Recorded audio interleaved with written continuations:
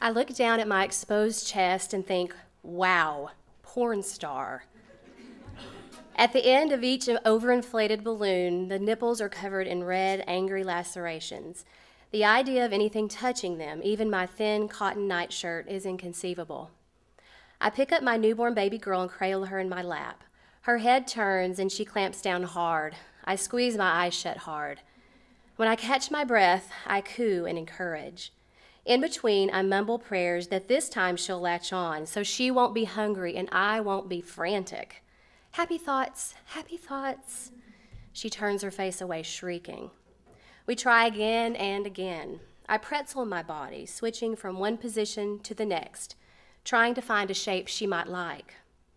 But when the scabbed over cuts start to bleed, I stop. I make peace with it again. Another bottle. It's been 3 days since we left the hospital, 3 days since she officially went on a nursing strike. My mind is a blur. Is this what sleep deprivation feels like? After the baby's been burped and is asleep in her crib, I suddenly remember Allison, the lactation consultant I met at the hospital.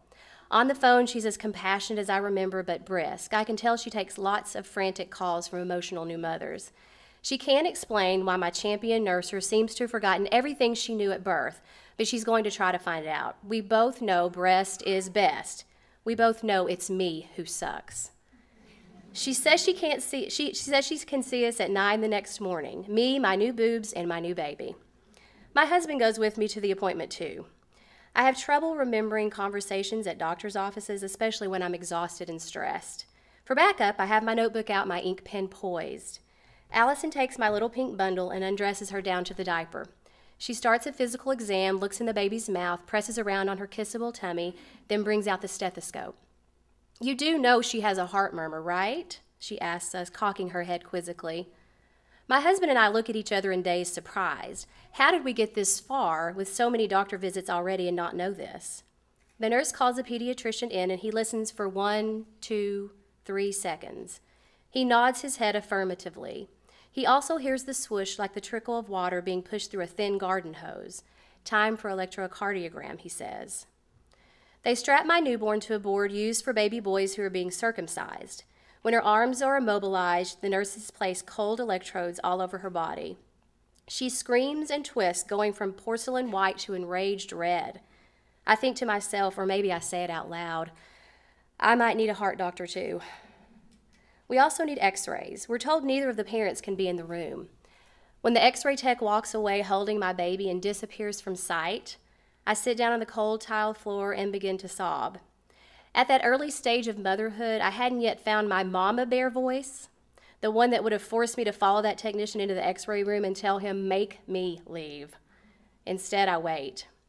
Slumped on the floor, I suddenly realize the Tylenol has worn off and my C-section middle is throbbing. I feel every inch of the deep incision, the slice so low, my doctor had proudly proclaimed I'd still be able to wear a bikini. Sure. My husband flags down an intern and asks for pain medication. He shares some with me. After x-rays, after I have my baby in my arms again, we wait some more. A new pediatrician comes in to tell us what's next. I momentarily stop breathing when she says our next stop is Arkansas Children's Hospital. She says the baby definitely has a hole in her heart and it could be serious. We have an appointment for 11 a.m. the next day. We head home, pack quickly, and begin the 2.5-hour drive to my parents' house outside Conway. We spend the night there, then get up in the morning to get ready for the big appointment. We don't say it to each other, but we know this could change everything. My aunt stops by unexpectedly just before we leave for the hospital and sees me adding powdered formula to the baby's bottle. I thought you were breastfeeding, she says. I start to cry. We make it to the hospital early, and Dr. Dungan is prompt and kind. He slowly walks us through multiple tests, and the baby doesn't fuss during any of them. After 2 hours of anxious waiting, the news comes. She's going to be fine.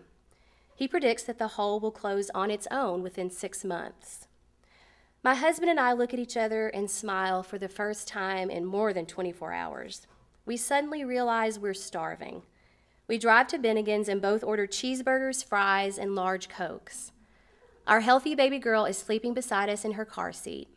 I relax back into my chair and feel the rest of that weight just slip off my shoulders. With my mind finally quiet, I see how my perspective has shifted. The new understanding makes me dig around in the diaper bag to find a little package of formula, and for once, I mix it without a heaping dose of maternal guilt. So what, I think? Didn't I just find out there are worse things than feeding a baby formula? When she wakes, I'll place her in my lap and she'll clamp down hard on the nipple of a Dr. Brown's bottle, and I will feel nothing but relief, and I will revel in happy thoughts.